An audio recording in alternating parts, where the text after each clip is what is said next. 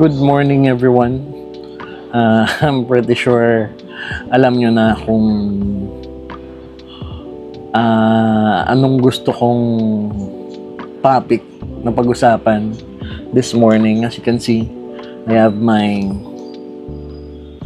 collection or mini collection. Now, matawag nyo ba akong kolektor ng tambay cup? Walo, I don't know. Siguro casual na collector. Tanggap ko naman yun. Hindi ko naman kinompleto lahat. Yung mga trip na designs ko lang ang kinuha ko. Pero does that mean na hindi ako supporter ng Tambay Cup? Trip ko yung design niya. Kinuha ko. Tapos, matatawag din ba akong fanboy? Siguro hindi. Kasi kung tambay fanboy ako, kinumpleto ko siya from version 1 to version 18. May mga, alam ko, hindi lang talaga siya 18. May mga net caps pa siya, dad caps. Meron pa siyang kids version. So kung talagang fanboy ako, kinuha ko sila lahat. Ngayon, recently kasi sa social media, may issue about Tambay Cup. Tong version 18 nga, na bagong release. Ano lang siya, less than, hindi ko alam kung exact kung 200 or less than 190. So, sa lahat ng mga trip na magkaroon sa buong mundo nung Tambay Cup na yon, the version 18 nga, 200 lang kayong meron or less than 200 lang kayo na makakakuha. So of course, makikita nyo kung ano mangyayari. Malaki ang demand, limited supply. So tataas talaga yung presyo niya.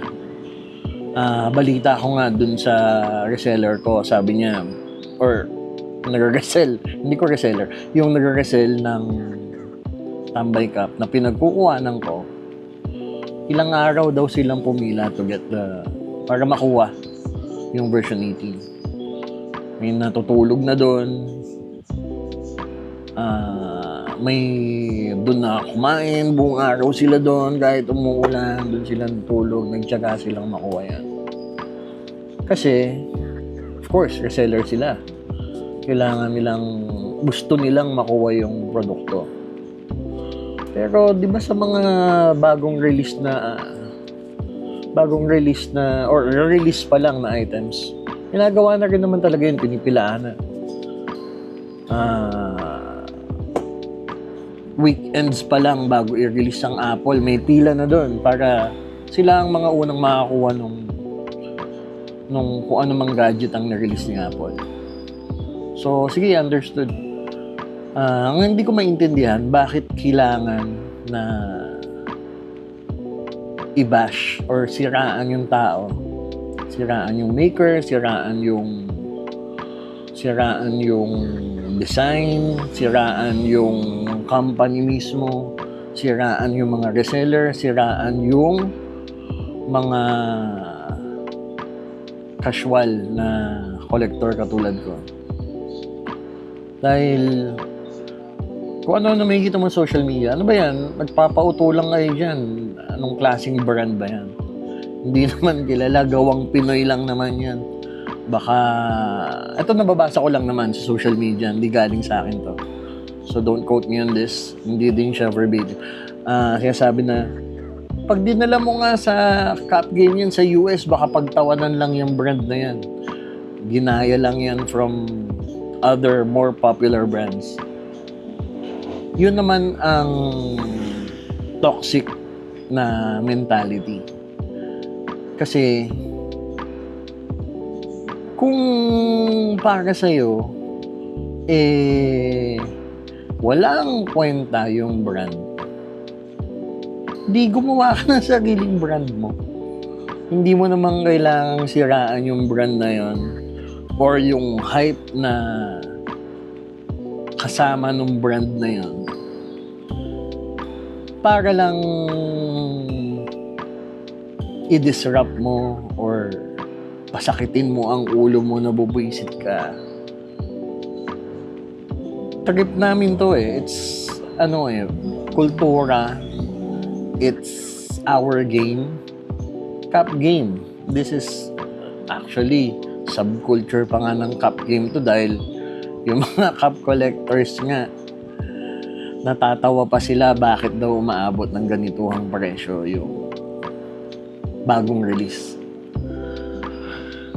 Well, ang dami namang ibang laro tulad ng vintage game, mga t-shirt na vintages. Gulat ka ang presyo din. Like 20,000 for a vintage shirt, 80,000, 100,000, 150,000. Laro nila yun eh. Yun yung game nila. Doon sila sumasaya. Plain and simple. Naglaro din ako ng, although hindi Magic cards to, Yu-Gi-Oh cards. May value din to. Para sa amin na naglalaro nito, may halaga yun. Para makumpleto namin siya, yung gusto namin gamiting deck, ginastusan din siya. Sa Magic cards, baka magulat kayo. Card lang to, carton lang to. Pero tingnan niyo yung recent na presyo ng Black Lotus card nila. $540,000. Ano ba to? Carton lang to, gawa ng bakit umabot ng ganung presyo? Kasi laro namin yun eh. Laro nila yun. Ngayon, bibili ba ako? Karaniwang ako, player. Hindi ako naglalaro ng Magic. Para sa akin,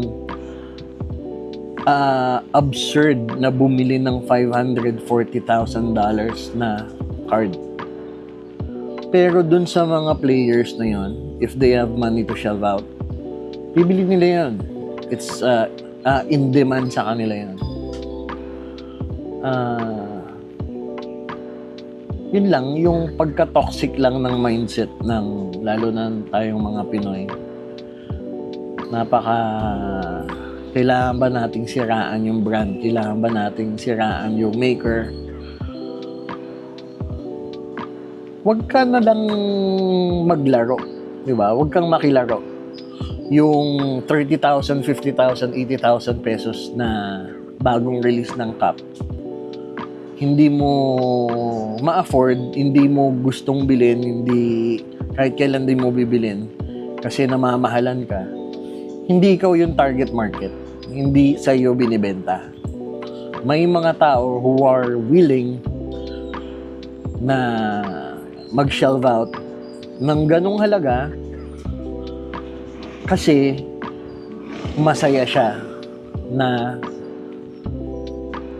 mabili, makuha yung product, ma-acquire yung product. So, ano bang mas mahalaga? Yung presyo o yung happiness mo? So, yun lang. Iwas-iwasan na natin yung toxic mindset. Yung pagka-toxic kasi parang bag yan. Kahit saan ka magpunta, dala-dala mo. Bitawan mo na, Brad, yung pagka-toxic mo. Mas masaya, good vibes lang, positive lang ang pananaw mo sa mundo. So again, hindi ako nagpo-promote ng Tambay Cups. Hindi ako affiliated with PO or any other na wala akong kamag-anak doon, wala akong kinalaman sa Tambay Cups. Trip ko lang yung design nila. Again, good vibes lang tayo. One love, and bitawan na natin yung toxic mindset. May umaangat, hindi mo kailangan hilangin pababa. Gusto mo, mag-isip ka din para paano umangat. Or samahan mo, try mo, gamitin mo yung formula nila para sa pag-angat mo. One love, peace. See you in the next episode. Bye!